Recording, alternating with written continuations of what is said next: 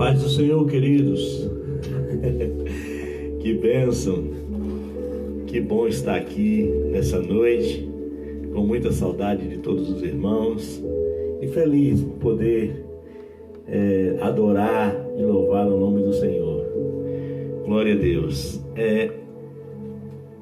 Nos evangelhos, o Senhor conta-se a história de um homem, mais precisamente Lucas capítulo 8, a partir do verso 26, de um homem que vivia escravizado pelos demônios, e ele foi liberto pelo Senhor.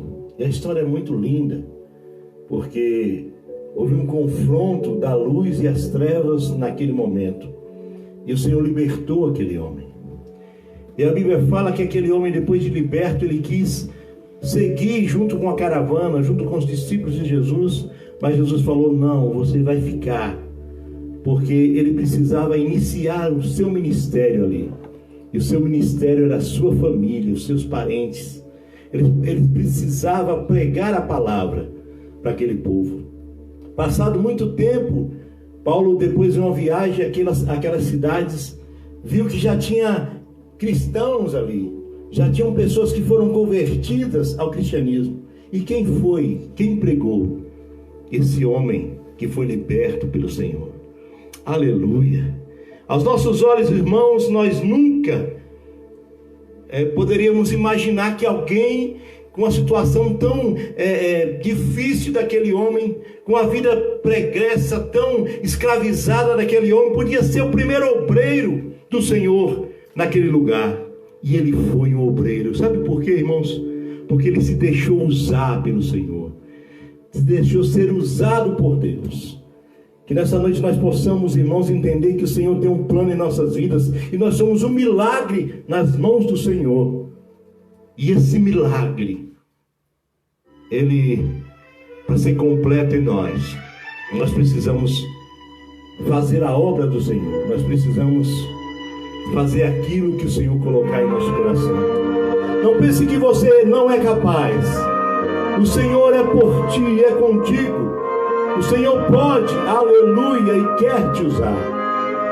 Seja um milagre nas mãos do Senhor. Aleluia. Glória a Deus.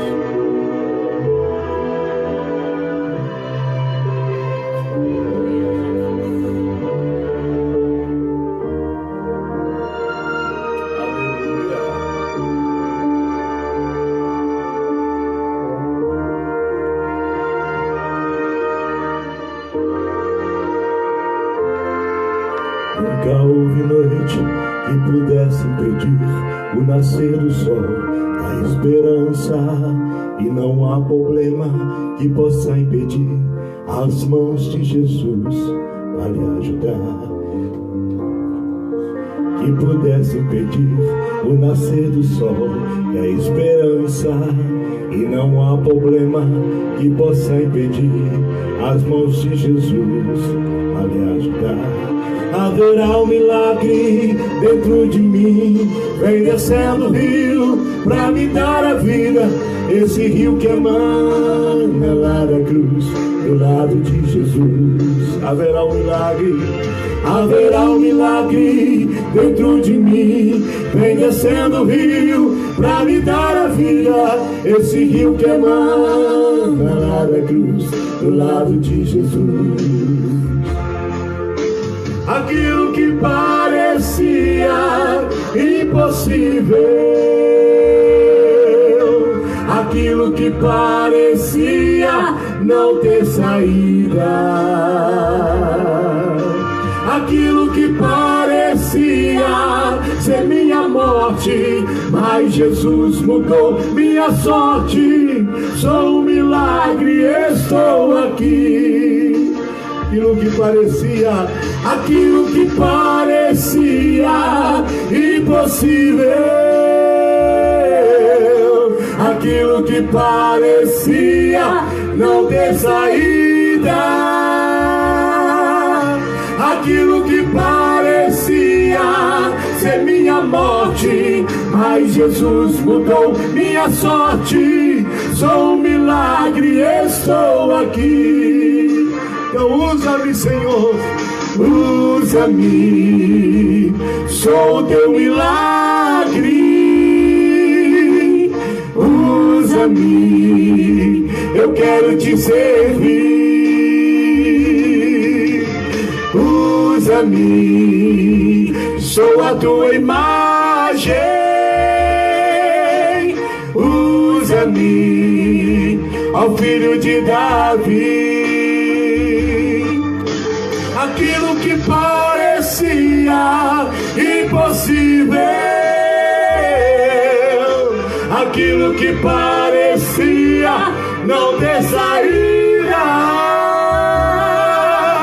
aquilo que parecia ser minha morte, mas Jesus mudou minha sorte. Sou um milagre, estou aqui.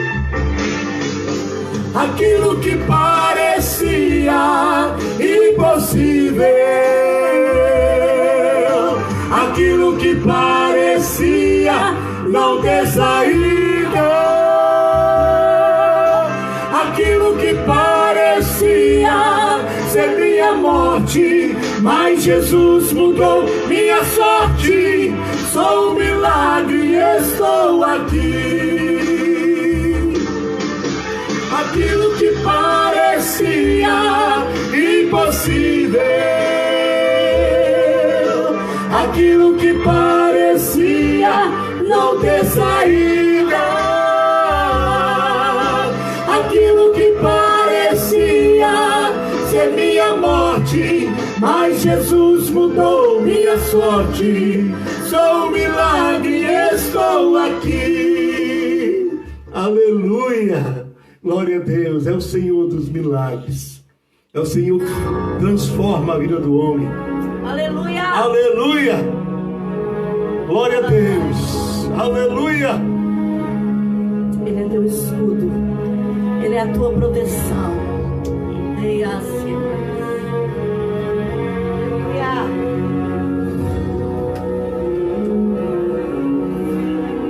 Por toda a minha vida,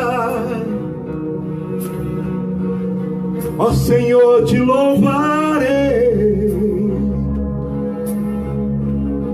pois meu fôlego é a tua vida. Aleluia! E nunca me cansarei. Posso ouvir a tua voz, é mais doce do que o mel, que me tira desta cova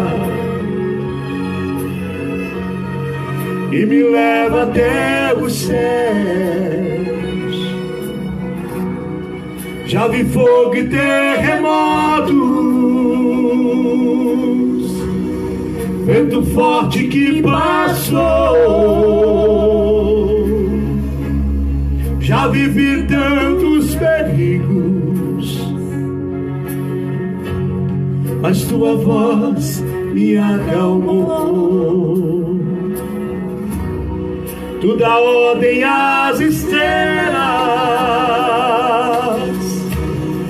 e ao mar os seus limites. Eu me sinto tão seguro no teu colo altíssimo. Não há ferrolhos nem portas que se fechem diante da sua voz. Não há doença nem culpa que fiquem de pé diante de nós. E a tempestade se acalma na voz daquele que tudo criou, pois tua palavra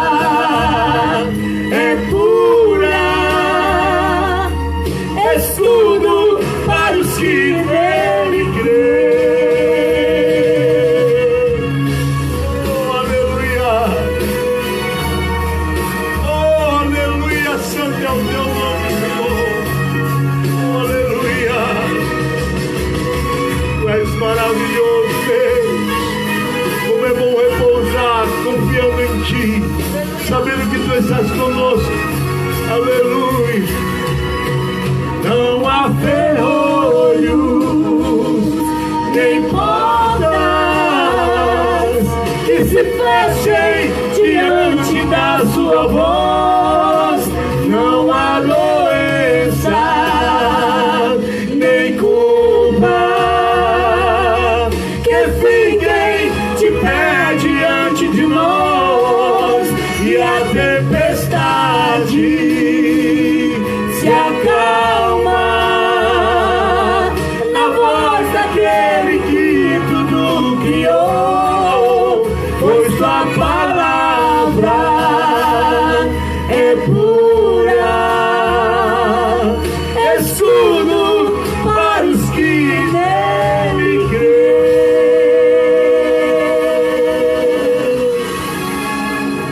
Aleluia, aleluia. Pai, nós Te louvamos, Senhor. Nós Te engrandecemos, aleluia, Pai, por sentir a Tua presença em nós, por sentir que Tu estás conosco em todo o tempo. Aleluia, nós queremos Te pedir, Senhor, que a Tua palavra alcance vidas nessa noite. Usa o Teu Filho, Pai, que irá ministrar a Tua palavra, e que a Tua palavra, Senhor, transforme vida, mude, Senhor, para a glória do Teu nome, assim como Tu fizeste com aquele homem que ninguém dava nada por ele. Oh Deus, que ninguém poderia enxergar nele algum talento ou alguma condição para ser usado.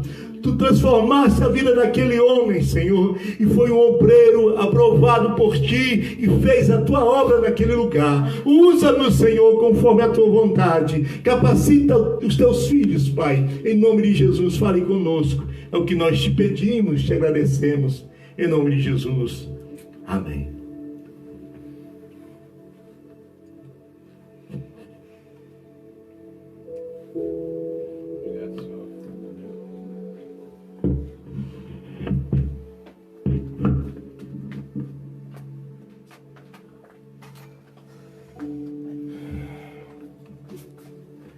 Meus queridos irmãos, a graça e a paz do Senhor Jesus a todos. Amém.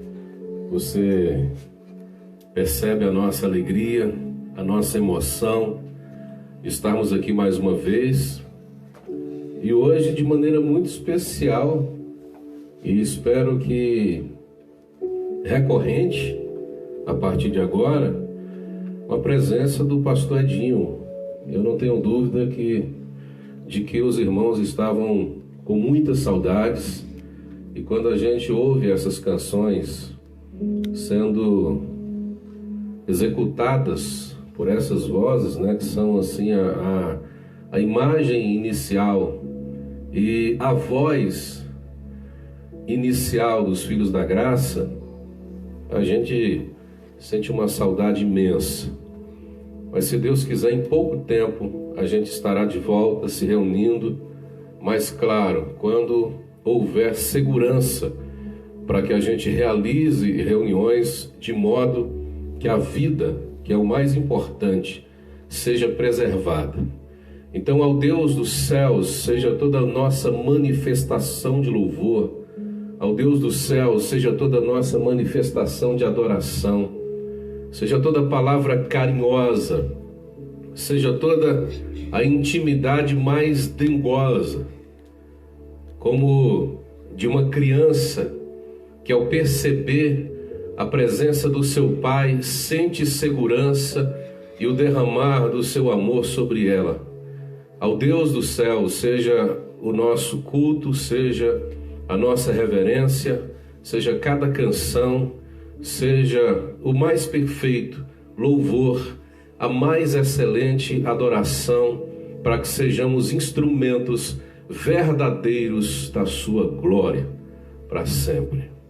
Eu quero cumprimentar a todos os irmãos, a todas as pessoas que carinhosamente e generosamente estão nos assistindo esta noite, fazendo parte desse culto, no mesmo espírito, com a mesma compreensão, buscando as mesmas coisas. É em torno do nome de Jesus que nós estamos. É cercando esse nome e buscando os princípios que são estabelecidos por sua palavra, que a gente se estabelece na vida, que a gente se encontra, que a gente busca. Então, que essa seja uma noite também, assim como tantas outras, muito especial para a glória de Deus. Amém? Hoje também é um dia especial, porque é dia dos pais, né? Pelo menos é o dia em que se comemora, se celebra de forma especial a figura paterna. E eu quero parabenizar a todos os pais que estão nesse instante diante do seu aparelho, por essa data rica, por essa data especial, que apesar de ser uma data quando a gente dá esse olhar comercial, ser uma data que busca essas melhoras no que diz respeito à vida financeira de um estado, de um país, a gente aproveita esse tempo, aproveita esse dia para poder estar mais perto também e comemorar de uma forma especial essa figura humana, paterna, que espero em Deus tenha te abençoado tanto durante toda a sua vida. E sobretudo, se a gente alguém porventura não teve um pai a contento que cumprisse esse seu papel, além de uma ação biológica, que o Deus Pai Todo-Poderoso esteja abençoando o seu coração hoje, para que o nome dele também seja glorificado nisso. Ok? Quero convidar você para ler a palavra de Deus, onde nós estaremos refletindo essa noite o texto base do primeiro livro de Samuel, capítulo 16, versos 17 a 19. 1 Samuel, capítulo 16, versos 17 a 19.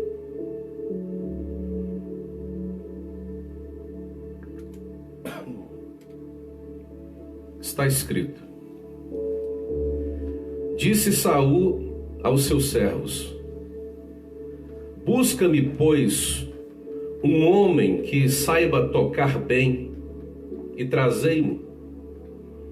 Então respondeu um dos moços e disse: Conheço um filho de Jessé, o belemita, que sabe tocar, e é forte e valente, homem de guerra, sisudo em palavras e de boa aparência. E o Senhor é com ele. O Senhor é com ele. Saul enviou mensageiros a Jessé, dizendo: Envia-me Davi, teu filho, o que está com as ovelhas. Nesse momento, as famílias de Israel estão vivendo algumas adaptações muito graves ao novo sistema de governo que há bem pouco tempo se estabelecera na nação. Todos sabem que antes de Saul, que é o rei do texto lido, começar a governar em Israel, o sistema político, ele não é monárquico. O sistema político é teocrático. É Deus, por meio dos sacerdotes e profetas, que dirige a nação.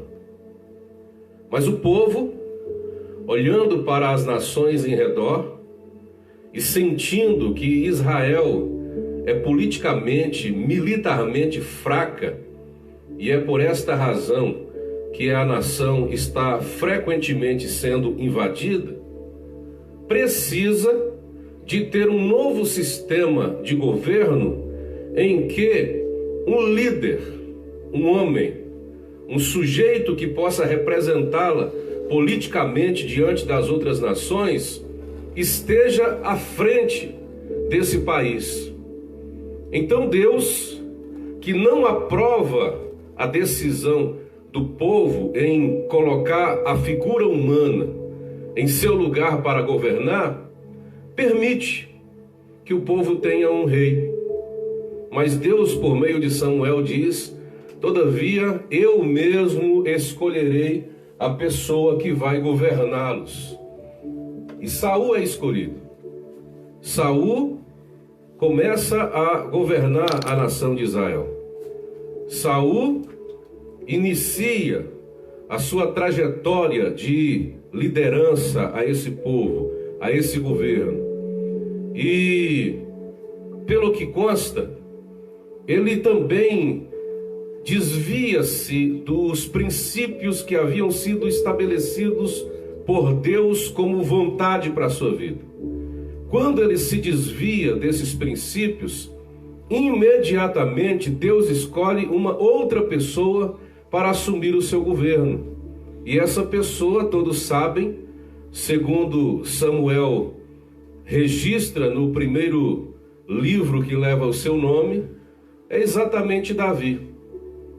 Davi, que nesse tempo, que nesse período contextual do texto que nós lemos, é ainda um adolescente.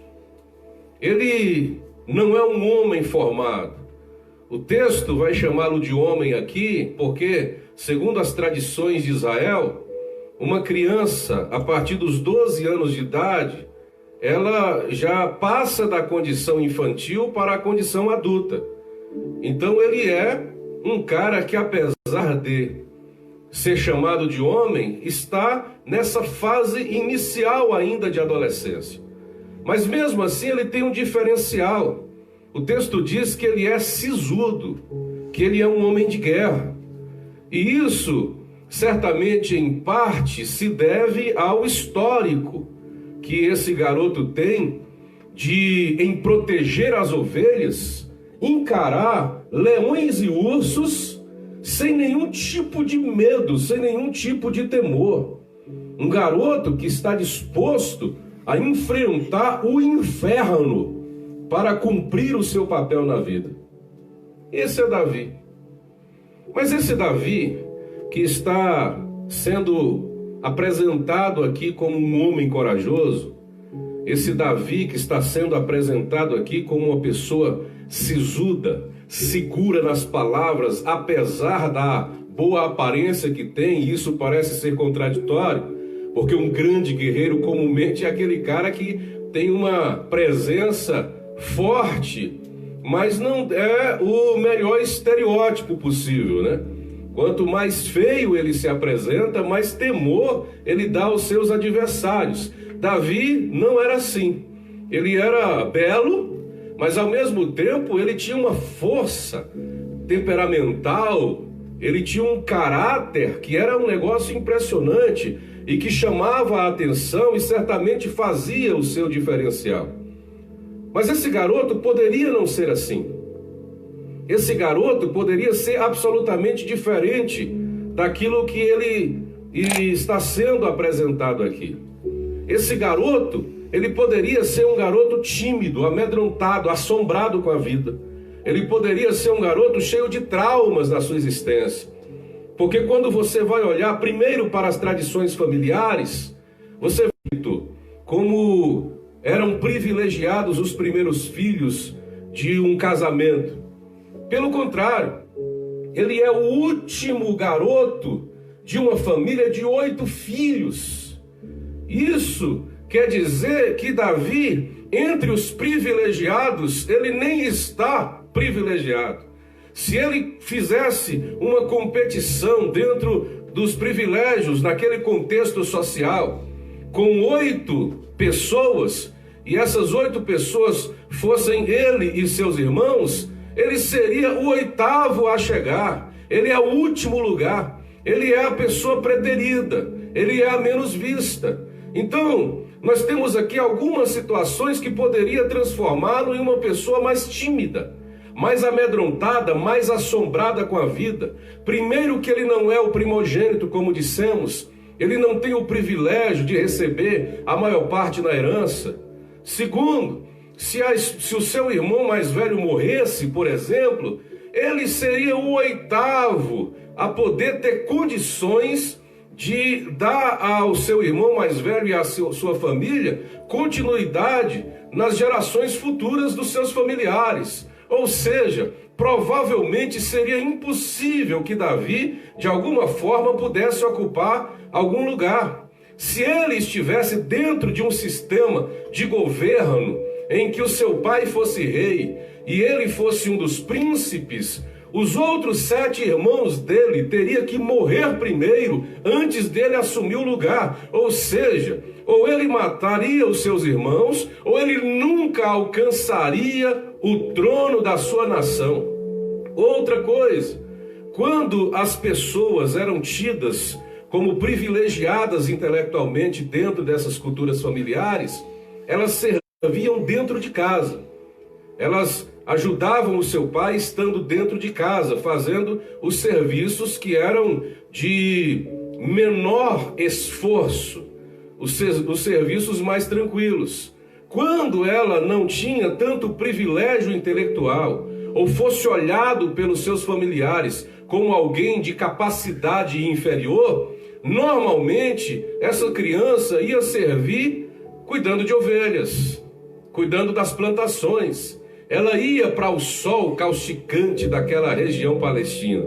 Então Davi está dentro desta condição social. Esta é a posição que ele tem diante da sua família, de desprivilégios sociais e existenciais.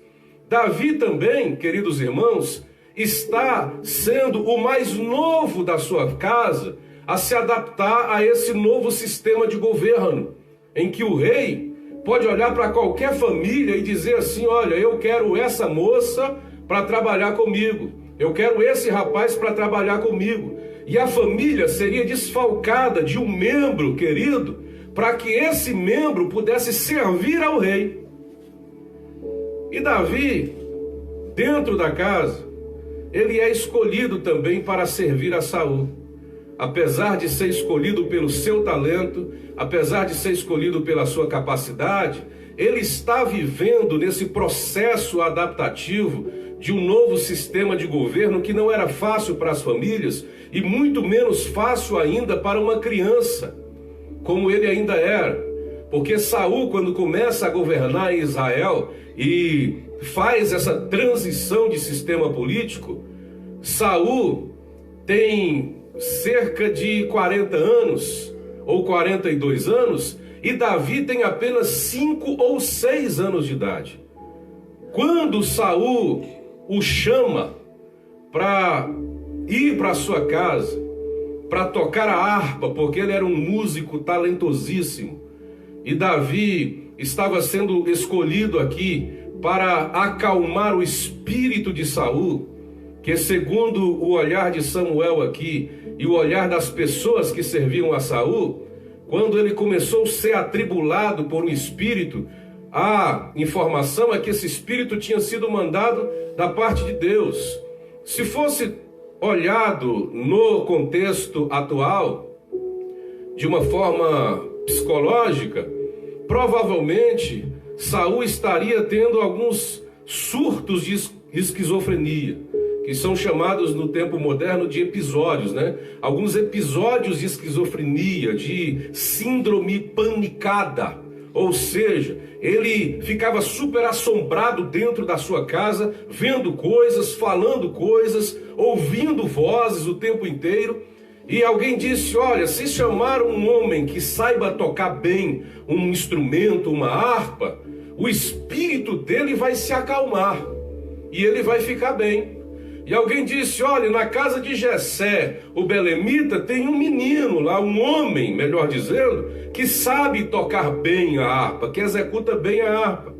E ele certamente, ao tocar a harpa, vai abençoar e acalmar o coração de Saul. Não é pelo fato de ele ser um guerreiro bravo, de ser um homem sisudo, de ter um semblante calmo e belo, mas é porque o Senhor é com ele.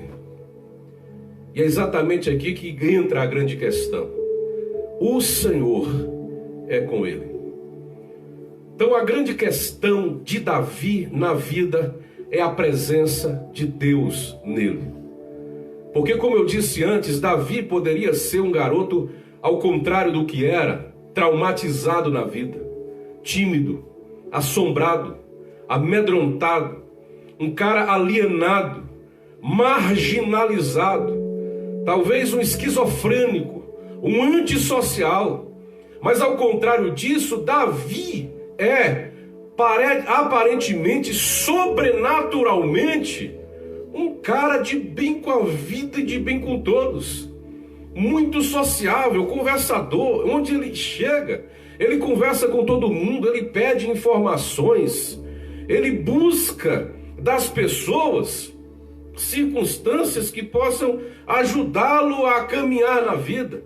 Ele toca bem, ele canta, ele tem prazer de fazer músicas que adorem ao nome de Deus, como por exemplo, O Senhor é o Meu Pastor, que a maioria dos estudiosos acredita que ele compôs quando estava exatamente tendo a sua experiência como pastor de ovelhas.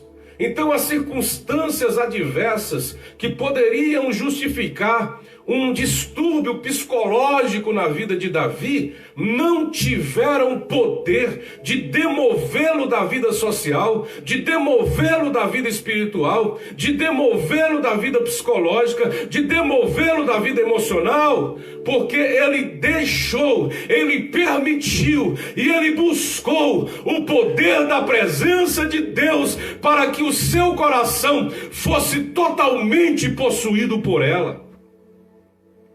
O Senhor é com ele, é um diferencial, querido. O Senhor é com ele, pode transformar a tua vida esta noite.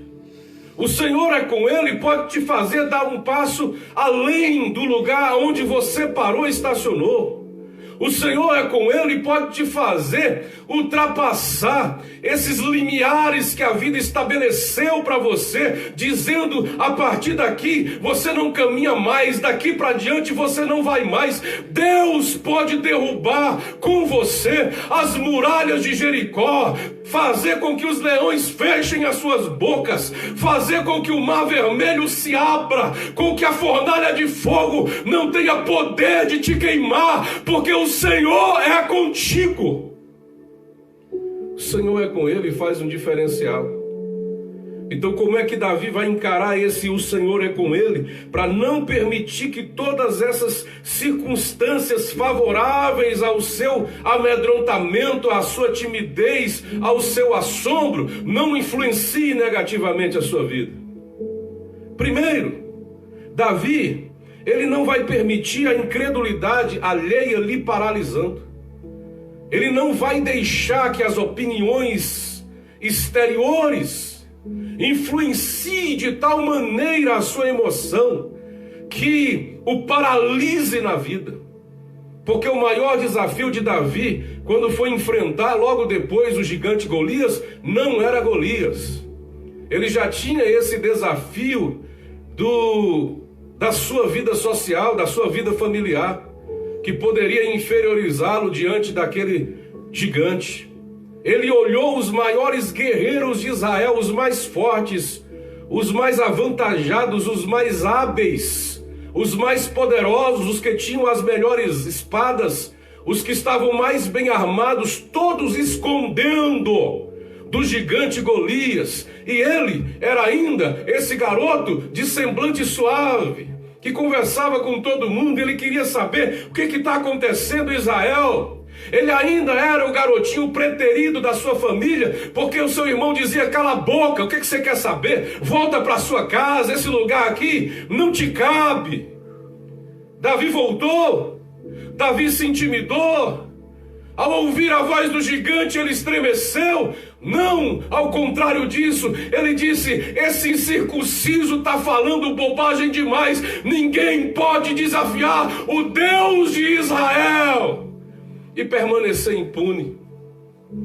E ele foi em busca da recompensa do rei para lutar contra aquele grande gigante na sua vida. Queridos, todos nós temos gigantes na nossa vida. Agora, o modo como nós encaramos esses gigantes vai fazer toda a diferença. Você ouve a voz do gigante quando ele diz: é esse menino velho que vocês mandaram para lutar contra mim? Uma criança, um menino pequeno.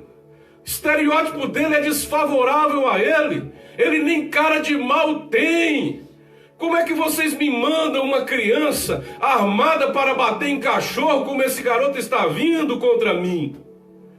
É a voz do gigante dizendo o tempo inteiro a você: você não tem tamanho, você não tem força, você não tem habilidade, você não tem arma, você não tem estrutura, você não tem estereótipo, você não tem nada que te possa fazer vencer esta guerra. Essa é a voz do gigante. Mas a voz de Deus no coração de Davi está dizendo: eu já venci esta batalha. When I shanda wismin, Hizaralaweza baigen furbias, Hashanara lautine negas, Hiniriliuviais bespiriamas. A voz que vem de fora não pode te paralisar. As opiniões alheias não podem destruir o poder que Deus já tem manifestado à tua vida. Ouça a voz interna, a voz de Deus, a voz do Espírito Santo no teu coração dizendo: você consegue, você consegue, você pode, você é capaz. Não deixe as opiniões alheias, os olhares que dizem o tempo inteiro para você: não vai dar. Não deixe as formas reprovadoras das pessoas lançarem os olhos sobre você, te paralisar, não. Os gigantes da vida podem ser vencidos quando nós não permitimos que a incredulidade alheia nos paralise. Segundo, Davi usa as boas lembranças daquilo que Deus havia feito na sua vida como referência para aquela batalha, para aquela luta. É o que ele disse a Saul: eu já venci um leão, eu já venci um urso na mão, quando eles tentaram matar as ovelhas que estavam sob meus cuidados. Esse incircunciso aí não vai ser nada. Esse incircunciso aí não terá nenhuma capacidade, nenhum poder de lutar contra mim. Ele não tem gabarito para isso. Querido, buscar na memória boas lembranças, coisas que nos dê esperança diante do caos presente, exige um esforço enorme.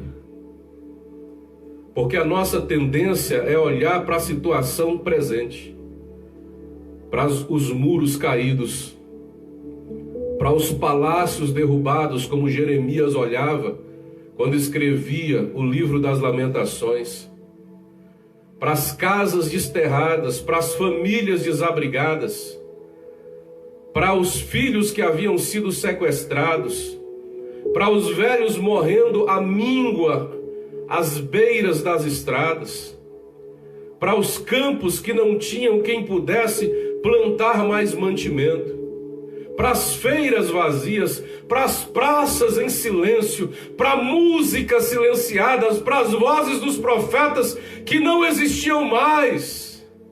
Nenhuma voz de alegria, nenhuma voz de esperança, nenhuma voz de estímulo ecoava naquela cidade de Jerusalém. Apenas a tragédia, o silêncio e o caos.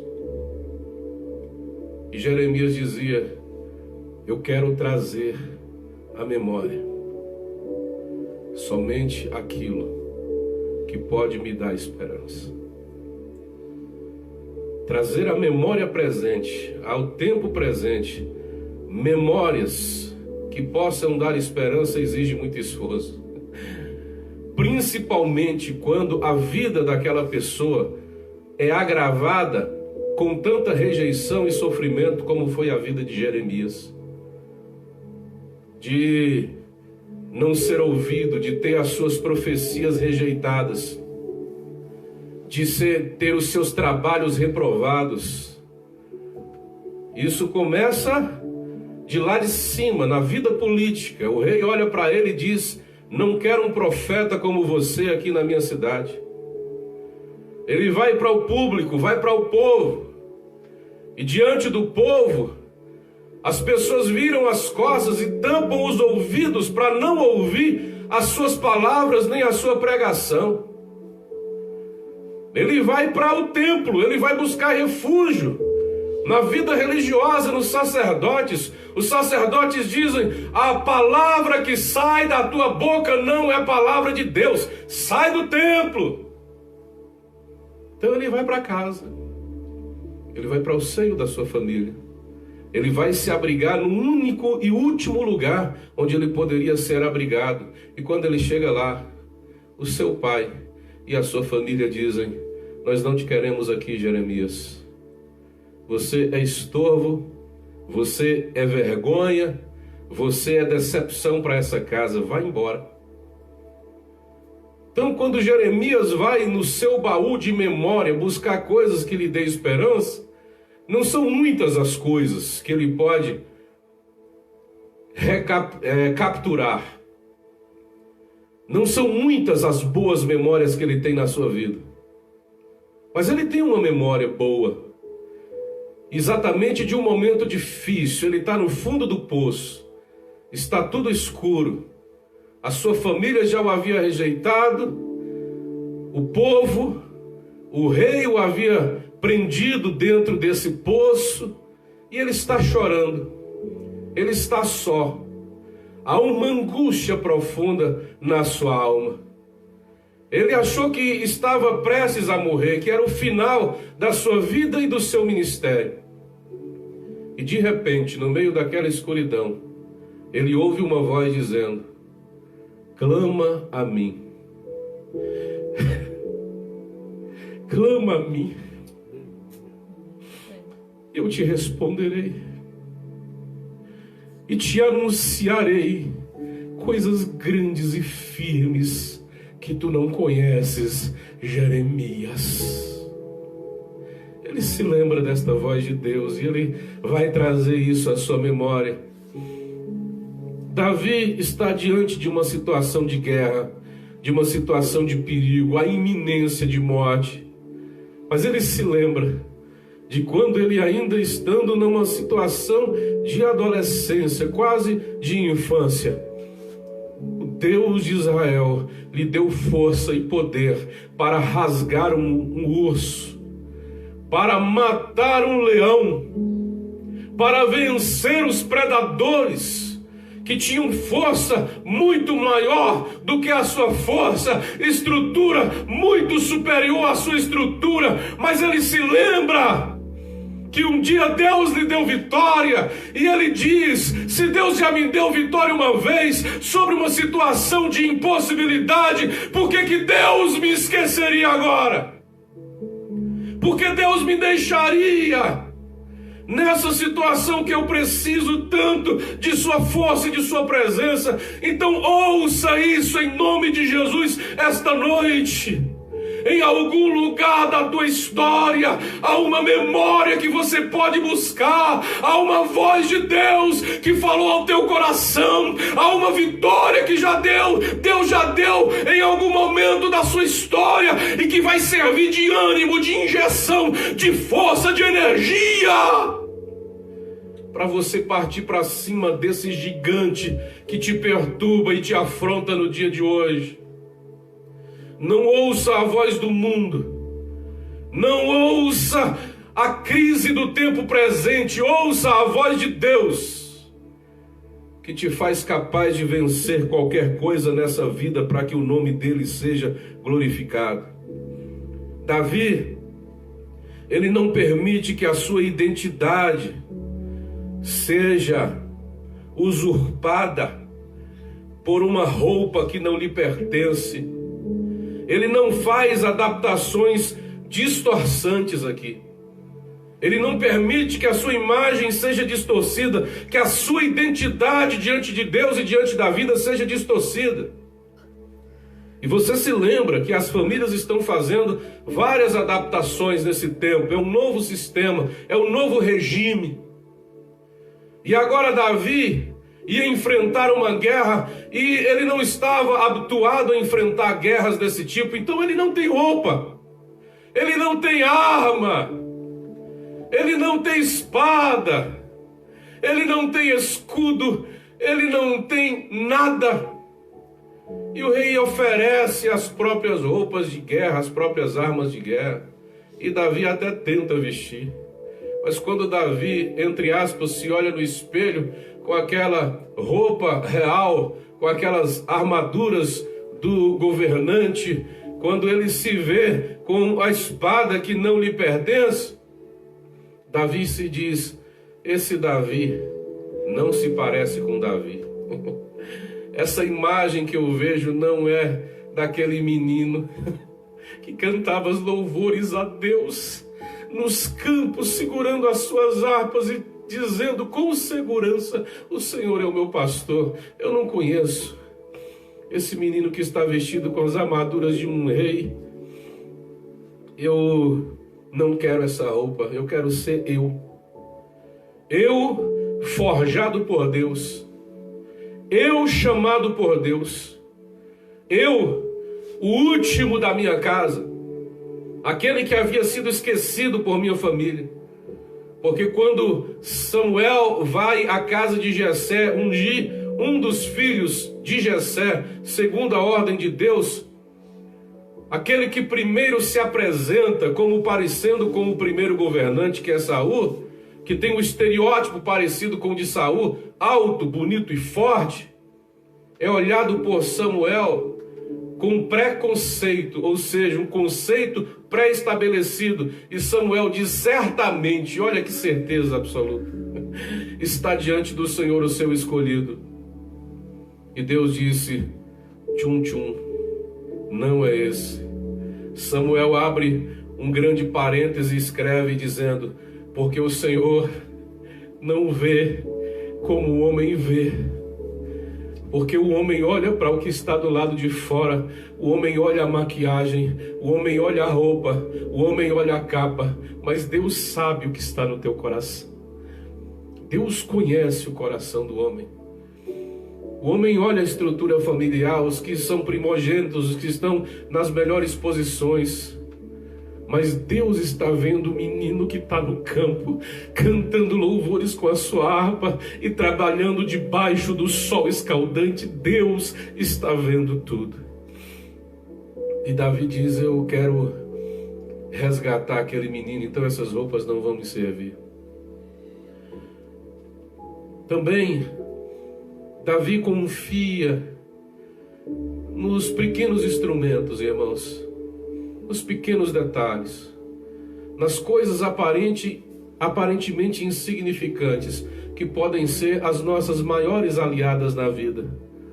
Não fique procurando as grandezas. Há muitas coisas aparentemente pequenas na tua casa, ao teu redor, que podem ser os teus maiores aliados na vida. Davi sabia disso. Então vem cá, minha funda, com quem eu caminho há tanto tempo, com quem eu estou acostumado a resolver as minhas questões contra os meus predadores. Vem cá, meu bodoque, meu estilingue velho, que eu não vou abandonar. Vem comigo para essa guerra. Se você esteve comigo no início, você vai permanecer comigo até o final. Não vou te trocar por uma bela espada, não vou te trocar por um instrumento melhor, maior, mais aperfeiçoado e mais moderno, não. Davi valoriza as coisas que iniciaram o seu ministério e que vão levá-lo à grandeza do seu trabalho e do seu papel. Como às vezes a gente não consegue fazer. Quando a gente chega a um determinado patamar na vida, a gente se esquece das coisas ou até das pessoas que a gente acha que não são tão significantes para o tempo presente. Mas Davi sabe valorizar as coisas que parecem ser insignificantes. Por último, Davi entra na batalha olhando para o gigante com um olhar de vencedor, querido. Isso é um grande diferencial.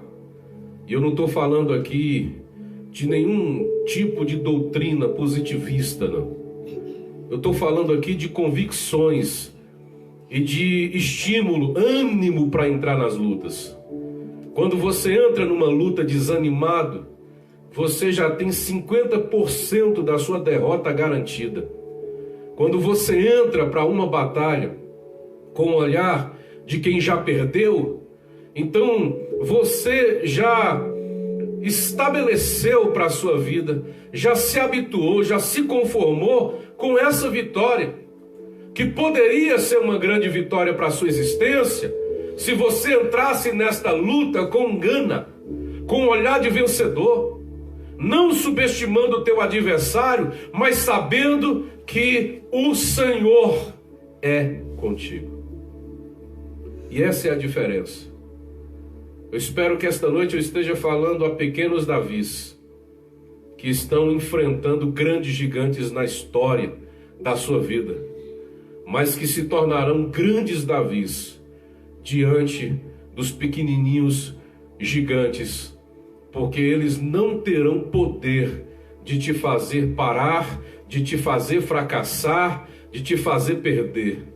Querido, ouça isso, em nome de Jesus. Você pode vencer esta luta. Você pode vencer esta batalha.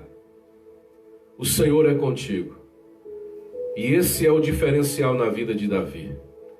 Eu quero convidar você para orar comigo. Eu não sei se depois é possível cantar mais, né? O horário dá. Eu não sei se os senhores, pastor Edinho, pastora Hilde, vão pensar numa canção, mas vamos orar e logo depois a gente canta, né? A gente consegue achar uma coisa aqui, uma canção nos playbacks aqui e a gente canta. Ao teu nome o nosso louvor e a nossa gratidão, a nossa adoração, e pedimos ao Senhor que faça esta palavra achar um terreno fértil no coração desta pessoa agora, que nos assiste, que nos ouve, que nos vê. Que a tua graça o alcance, que o poder do Espírito Santo seja o diferencial dessa pessoa, para que teu nome seja glorificado em Cristo Jesus. Amém. Amém. E aí, senhoras e senhores? Vamos lá?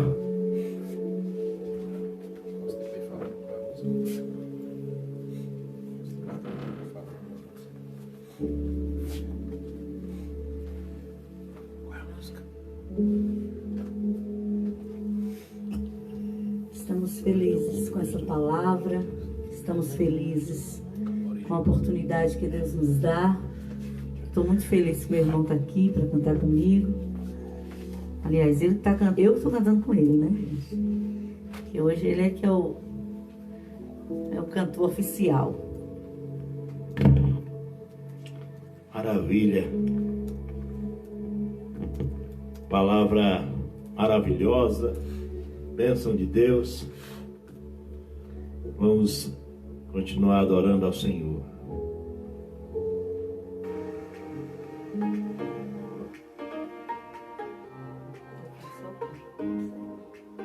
Daqui a pouco. Depois da luz. Glória a Deus.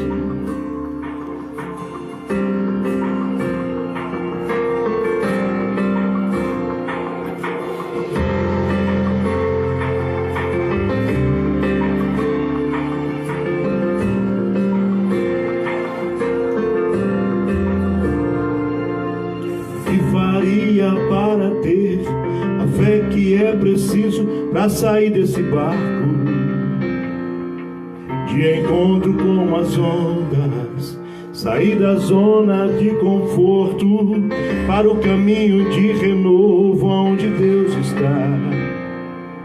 Ele estende a sua mão, as ondas gritam alto meu nome e riem de mim, lembrando-me das lutas passadas em que eu falhei, E elas continuam dizendo repetidamente: você não irá vencer, nunca vai vencer. Mas a luz do mundo me diz ao contrário. Mas a luz do mundo diz para eu não temer. Mas a luz do mundo diz que é da sua glória, das várias vozes que falam pra mim. Escolhi obedecer e crer na voz de Deus. Aleluia!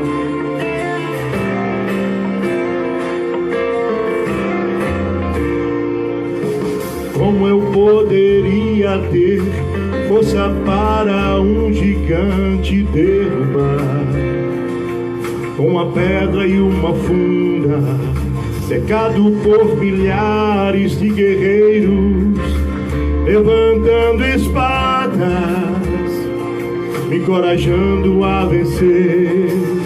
Mas o gigante grita meu nome rindo de mim, lembrando-me das lutas passadas em que eu falhei. E ele continua dizendo repetidamente: você não irá vencer, nunca vai vencer.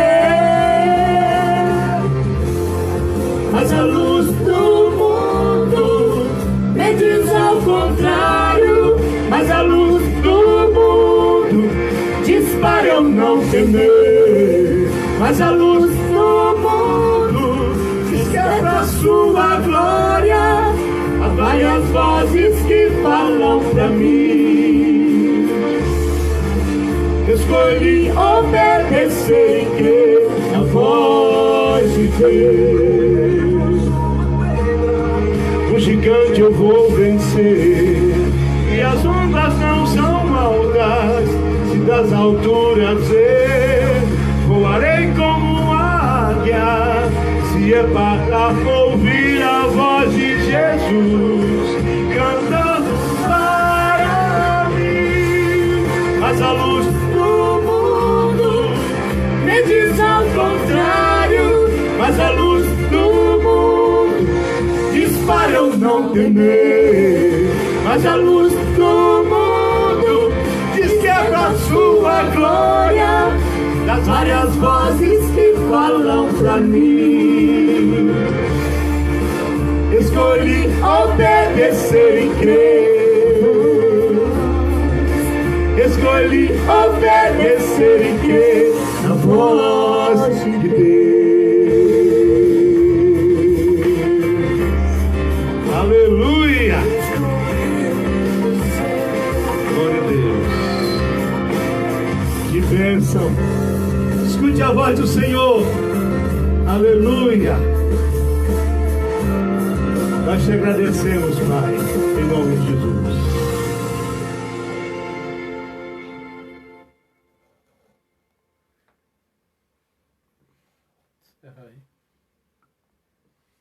Amém. Maravilha.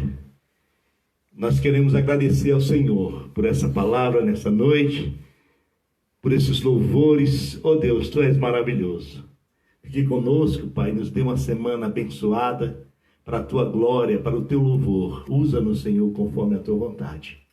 Que o amor de Deus, a graça do nosso Senhor Jesus Cristo e as doces consolações do doce Espírito de Deus esteja com todo o povo de Deus, e todos digam amém. Amém. Está encerrado em nome de Jesus.